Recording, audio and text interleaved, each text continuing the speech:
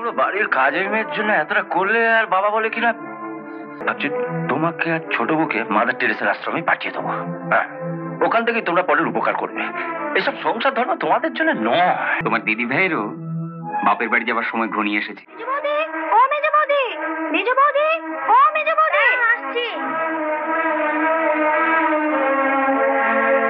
কি হয়েছে শর্মা? সাত সকালে এসে এত চেঁচামেচি শুরু করেছিস কেন? কি হচ্ছে? দেখো না গো বড় বৌদি, মেজ বৌদির বাবা বোনটাকে নিয়ে গিয়ে গরু ছাগলের মতো রাত দিন খাটালে। কাল মাইনে চাইতে বলে টাকা নেই। এ কেমন তোর ভদ্রলোক বলো দেখি? তোকে তো আগেই বলেছিলাম, তখন তো শুনলি না আমাদের কথা। কি হয়েছে শর্মা? আর কি হয়েছে? তোমার কথা মতো তোমার বাপের বাড়িতে বোনকে কাজে লাগালাম।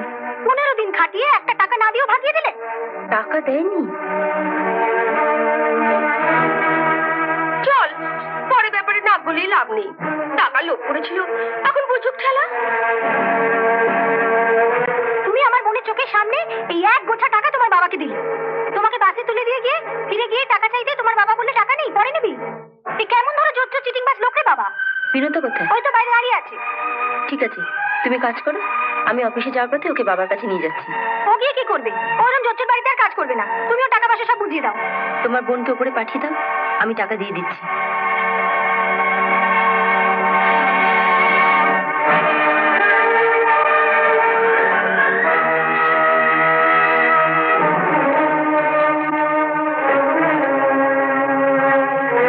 তুমি টাকা দিয়ে আসার পরও তোমার বাবা এমন করলেন কেন?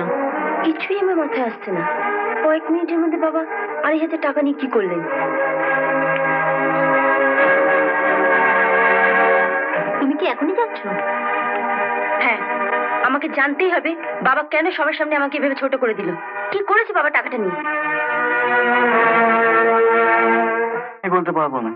বলতে পারবো না বললে তো চলবে না বাবা, বলতে তোমাকে হবে। এতগুলো টাকা তুমি কিসে খরচ করেছো? তোকে কি কৈফিয়ত দিতে হবে নাকি? হ্যাঁ, দিতে হবে, কারণ 7 মাস কষ্ট করে টাকাটা আমি রোজগার করেছি। কি আমার মুখ দেখে টাকাটা দেয়নি? টাকাটা আমাদের দিয়েছিস, আমরা আমাদের ইচ্ছে মতো খরচা করেছি, কোনো হিসাবপত্র দিতে পারবো না। ঠিক আছে, হিসেব দিতে হবে না, শুধু বল বিনোদকে কেন 100 টাকা দিলি না? আমি তো বলেছি পরে দিয়ে দেবো। পরে কেন? 2,500 টাকা থেকে মাত্র 100 টাকা কি ওকে দেওয়া যেত না? তোমরা কেন শ্বশুরবাড়িতে আমার সম্মানটা এভাবে নষ্ট করে দিলি? শ্বশুর বাড়ির লোকেরা তোকে কতটা সম্মান করে সেটা বিনোদার মুখ থেকে আমরা সব শুনেছি। এতদিন তো বিয়ে হয়েছে, মেয়ে ছেড়ে স্বামীর খাটে জায়গা পেয়েছিস? তোরা থামবে? তুমি বলো বাবা, টাকাটা কিসে খরচা করলে? বাবা বলবে কি? টাকাটা তো আমি খরচা করেছি। টাকাটা দিয়ে আমি আমি মদ খেয়েছি, জুয়া খেলেছি। আর কিছু শুনতে চাস?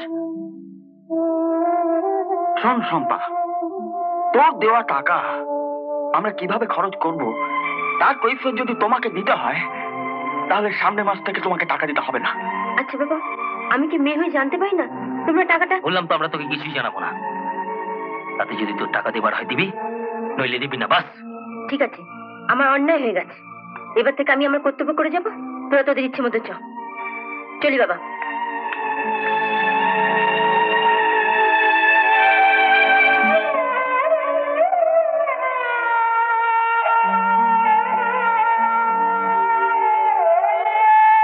শ্বশুর বাড়িতে স্বামীর খাটে জায়গা হয় না, এই কথাটা তুই না বললেও পারতিস। দোস্ত হতভাগীর নয়, দোস্ত আমাদের। আমিও কি কথা বলতে চাইনি বাবা, কিন্তু কিন্তু একটা সত্যি রাখতে গিয়ে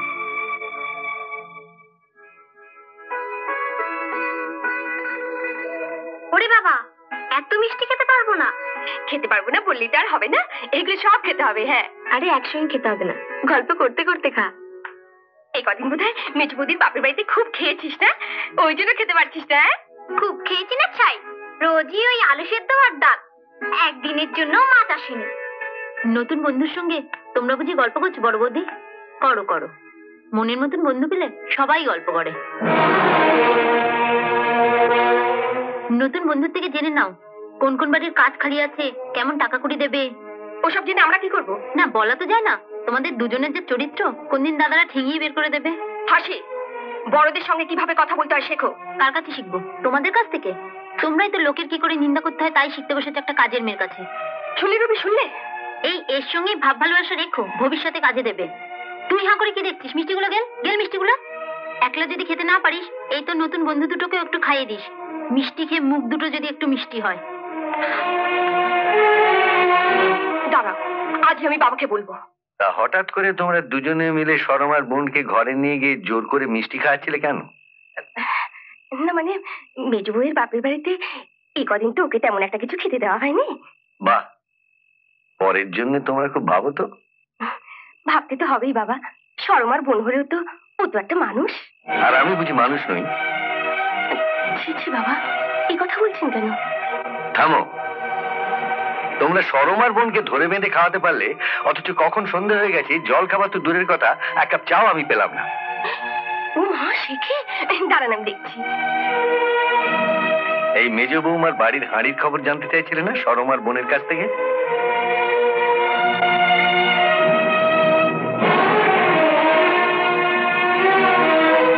সারাটা দিন অফিসে খাটাখাটনি করে এসে ও আমার জন্য চা জল খাবার নিয়ে এলো, আর তোমরা দুজনে বসে দেখো।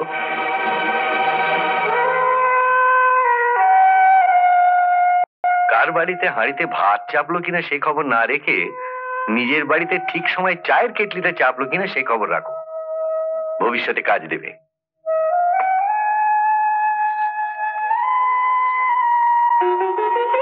বাবা,